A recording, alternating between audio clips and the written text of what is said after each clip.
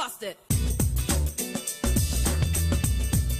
They present the popular radio program Political Platform on the Ray Power FM network. Ray Power FM Political Platform, now on television. Keep track of the country's polity and be part of the process as they discuss and put political developments in the country into perspective. It's Ray Power Political Platform on AIT Abuja.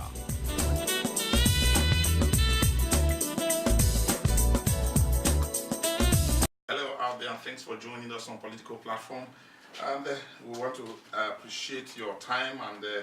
And for those who really have taken all their time to write, share with us their views, and give us some opinion about the way that Nigeria should go, and commenting on the sundry political developments that we have here, we want to really do appreciate you. Thank you so much. My name is Okiri Agbonsuremi. When we come on the platform like this, what we have on our minds are those issues, those germane political issues that can assist us to develop our democracy, deepen the roots of our culture of democracy and tolerance, and building up a new Nigeria that everyone will be proud of, where equity, justice, and fair play indeed thrives.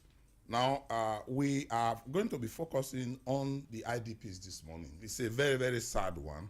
Some Nigerians, or indeed many Nigerians, do not understand what these IDPs are going through. The internally displaced persons number, that is the number of those who are internally displaced in Nigeria, has grown so large that the government, the international agencies, and the government agencies in Nigeria are working around the clock with meager and minimal resources to take care of them. Now, some of them want to go back home after the liberation, when the government announced that the Boko Haram insurgents have been completely defeated and their efforts reduced. They were happy that they were going to go home. But we are going to be linking up with those in the IDP camp this morning who want to go to Burma. They want to go back home. After about 3 years since Burma was liberated from the Boko Haram insurgents, it's become very, very difficult for them to go back. We want to find out from them the challenges, what are they going through, to share with Nigerians, so that all of us will be, will not just be comfortable where we are. We need to know that many, many Nigerians are rooted off from their bases, and they have problems, and they cannot live the way we ordinarily are living around our environments. We'll ask them what the situation is, draw government attention to those areas, and with a view to letting everybody understand which area to really support them. Adebayo Boduri is on the platform this morning. Welcome to the program. Thank you. If you are a trader or a farmer and you stay off from your farm for one farming season, or you are a trader, you don't go to the market, you will see the effect on you in terms of your living standard, because you will not have access to those things you use from the harvest, the money you make, or from your cost of trading. And so that is just somebody who did not participate in farming in just one farming season. Year, yeah. But when you are now talking of people who have not participated, a farmer who has stayed off farm for several seasons, 7-8 years, some even, then you will know the effect of what this thing is having on those who are in IDP camps. And it's a pathetic situation that all Nigerians, whatever you have, that you must be willing to assist to alleviate their suffering. I think is a call. If I really the kind of society we are is a society where we are brother's keeper, and I think the media should also assist to drum home the necessity, so that we don't look as if it's only those who are in the northeast that should be to either donate, or governors who have taken a little bit of money there. Foodstuffs can be mobilized from different parts of this country and taken to these IDP camps, even when you don't even have the money. Our colleague in the house here, talking about TV Tav, has been using his program on AIT Abuja to mobilize support for them. We have a lot of organizations, individuals, groups who have been doing this. But I can tell you that if you look at the magnitude of the challenge, they are really, really, really, because there are so many. It's like a drop of water. It's like drop of water in in an ocean. It is one minimal. That government will need to really work hard to get them back to their community. They want to go back to their communities, but how safe are their communities? Now, Dr. Amici Anakwe is also on the platform. Amici, welcome to the program. Thank you, Hira. I got from the news yesterday that the international charity organizations helping with the running of some IDP camps in northern Nigeria have closed up because of funding disturbances, some protests by the people in the camp alleging poor quality food being given out to them. And of course, it takes my mind back to the management of IDP camps, how funds allegedly grew wings and flew away, especially the grass cutting contract, and we are patiently waiting for the president to come up with action on the committee, on the report which the vice president committee authored. We need to look at how we manage the little funds we gather for IDPs, how security agents exploit them for sexual favors, and indeed sometimes allegations of diversion of materials. Man, it's really pathetic. A nation that cannot take care of its displaced. It's particularly bad when you hear of rape, when you hear of removal or cutting away of simple items that ought to help to alleviate the suffering of these people. And Ijoma Osama was on the platform this morning. Okay, yeah, I want to imagine what those people are going through psychologically, because there's this popular saying, there's no place like home. If you are out of your home and you go visiting, you can't have that comfort that you have, even if you are from a very a chartered home, or you are from the slum. You will not have the comfort that you have. That psychology alone is something that is dehumanizing these people. It's reducing their lifespan, but we won't know. So government need to look into it. I remember that they set up a committee headed by T.Y. Danjuma and the business mogul Aliko Dangote to look into look into these old issues. Well, we've not heard from that committee for a while. I know that my boss once sent me to go and do an investigative report on what the committee is looking at, whether it's the 3 arrows that we had after the war, or it is just one arrow. One arrow. So I think government should consider these people. It's terrible. All right. And Mustafa Mohammed is from Bama himself, and when he some years ago they had to relocate all members of their aged family, his mother and everybody, to Meduguri, but I have spoken with the mother, an elderly woman, who says, I want to go back home. Meduguri is good, could provide the comfort to everybody, but home is home. He's been there. I don't know how long ago you've been back to Bama. That's exactly 4 years. And to so many Nigerians, Bama is just a dot on the map, but to us it's not a dot, because this was a place for business. This was a place for, farming, both dry season, rainy season. It's also on the borders of Chad and Cameroon. People make a lot of money. We don't have lazy people there. It's just unfortunate. And beyond that, the other issues of trauma, widows whose husbands were killed right in front of them, children whose parents were massacred by those rampaging youth right in front of them. You know, the story is so much, and it's not something we can just cover on political platform. But I like what you said. Let's drum support so that we call the attention of the government to specific issues that can, make these people have their life back. It's not just Bama. We must tell you that there are hundreds of other communities in the Northeast, not just Bama. Bama is just one place we are able to quickly make some contacts to be sure that what we are saying is correct, and we have people who talk to us. But I can tell you that there are so many Bamas all over the Northeast with regard to the insurgency that has reduced, like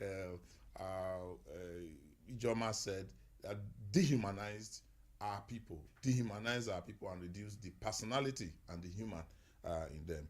Let's go to our main box. Let's trade on the information you have. Political platform at yahoo.com. Thanks, Ohira. Welcome to the mail segment. I'm Amaka Okoro. I'm Usaiti Yari. Welcome. We'll begin with the controversy between the Nigerian police force and Senator Issa Misal. And this one is coming from Adiku Samuel from Karo in Abuja.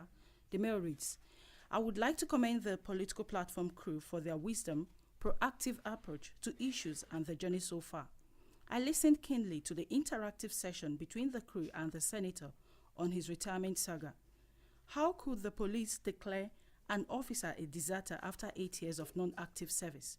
No doubt about the fact that Senator Issa Misal was a police officer and knows the pros and cons of the working system, but he couldn't defend the allegation of never benefiting from the extortion galore in the system. But let's call a spade and not further blame and stop further blame games. The Nigerian police force needs to be looked into right from recruitment, training, promotion, and remuneration. Can you imagine that the police uniform is sold to officers of the force? The patrol vans are most times not serviced and don't even have enough fuel to patrol. They are the least paid security agents and the one to answer our distress calls. How will they perform? My candid advice is that the Police Service Commission should genuinely appraise the working system and provide solutions accordingly. God bless Nigeria.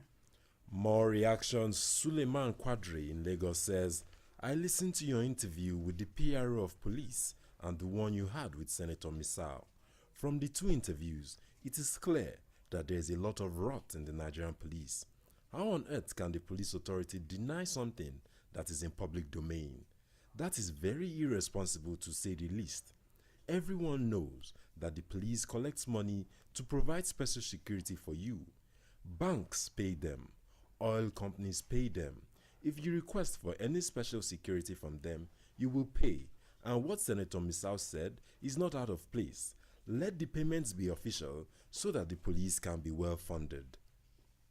And still in that light, Babatunde Hassan from Lagos State says, please permit me to add my voice to the fact that the police in Lagos State are paid by churches and corporate outfits for patrol and security services. Let all the pastors of big mega churches in Lagos State swear to an oath that they don't pay these monies. In fact, monies are paid in cash weekly to DPOs, areas, and zonal commanders. Political platform should continue to shed light on this matter until something positive comes up. Well done, the People's Platform.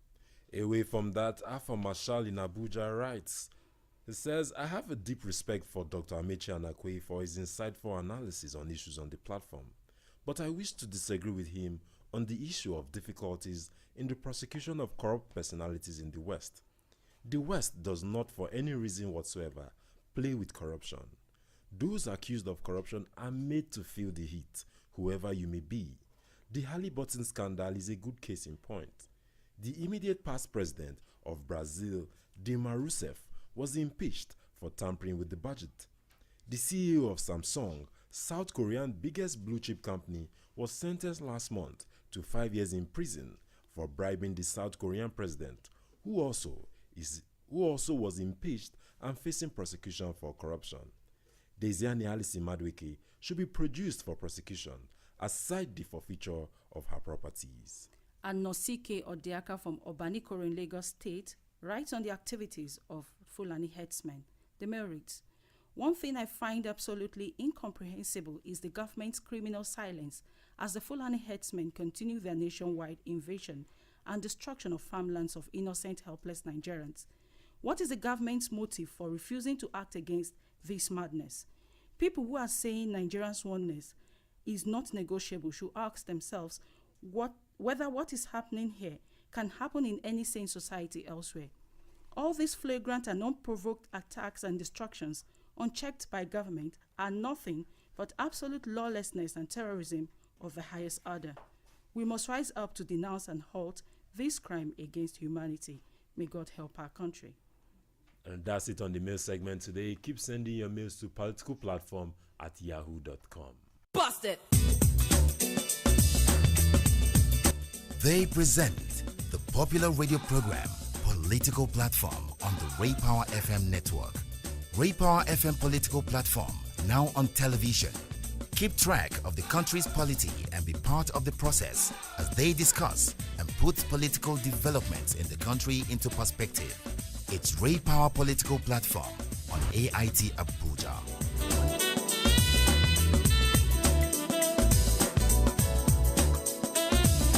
Thank you so much for remaining with us on Political Platform. Like we told you, we'll be talking about our brothers, our sisters who are on the rough edges in the IDP camps scattered around Nigeria, up to Abuja here, Nasarawa, the northeast, all over, with so many of our brothers and sisters who are not having it really, really easy. They don't have the natural settlement that they were used to. The children out of schools, government trying to get them to attend some makeshift arrangement of schools, medical care difficult.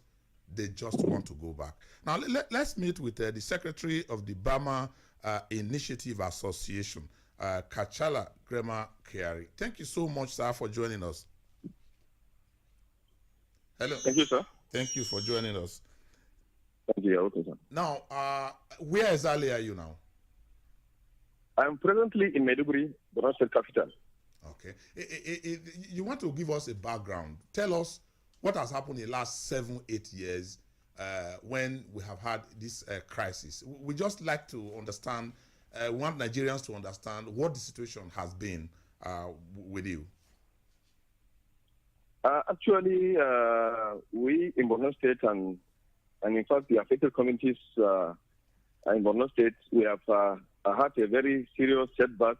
The insurgencies have killed a lot of our people. They have destroyed all our residents, our houses. They have destroyed public buildings. They have destroyed institutions. In fact, they have destroyed lots of things. And then we were displaced. Most of us, we run away from our houses, from our communities. Now, most of us, we live in Maiduguri. And then we have some of us are in government-recognized IDP camps, and some of us were in the host community. We have a lot of challenges ranging from starvation, a lack of good access to education, and of course some other challenges that which is of course is known to everybody. Now let's take a look at the population. Can you put a finger at the number of people who are affected from Bama alone? Affected, do you know that in Borno State we have over 22,000 orphans now in Borno State?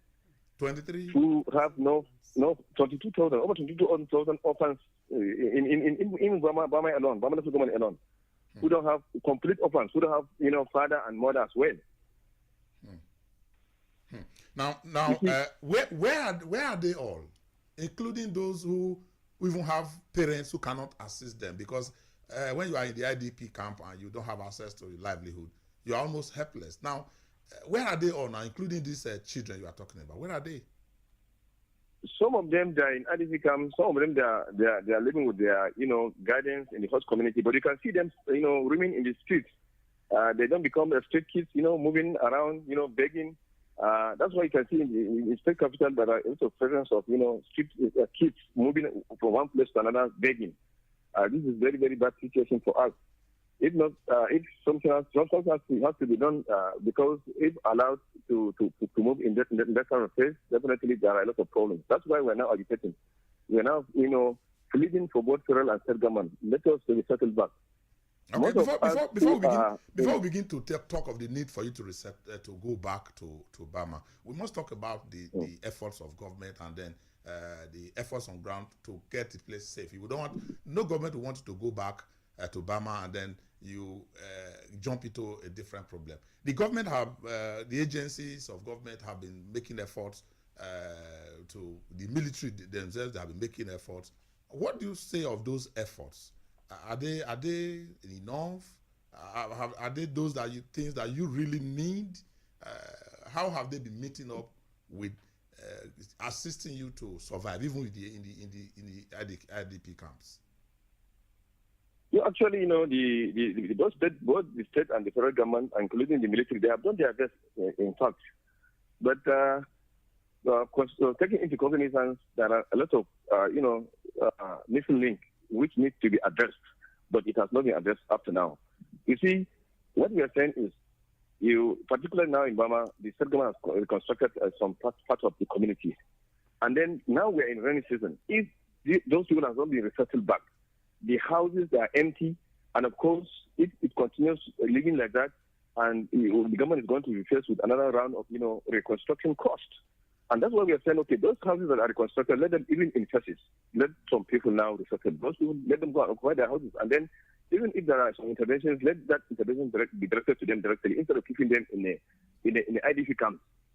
There are a lot of hazards in the IDP camps when, the issue of, rape, sexual abuse, those things, they are prevalent, we all know. And if they resettle back, we will resettle back to our communities, those issues can be arrested. Now, it's actually a time to talk about resettlement, because once the rain is up, those who are farmers can plant, not just, you can't go back during the dry season when you cannot. I think everybody really have something. Yeah. In some of the ID camps, we've had reports of women protesting over their welfare, the rationing of food. What informs some of these protests, particularly from women? Does it mean the level of assistance, either from donor agencies and from government, are not reaching them? You see, what is happening is that we really appreciate the efforts of the NGOs and the government. But the problem is that whenever there is the issue of resettlement, the government says that, no, there's not enough security for us to resettle our people back because the insurgents will not come and attack our people. What we're saying is that, the insurgents themselves, if they discover that the affected communities are left empty, they will regroup, re-strategize, and then come and attack the military formation and base in those affected communities. If people are there, resettled, of course, some of us volunteers, of course, we have a legislative who will now give information on the movement of those insurgents within that particular affected community.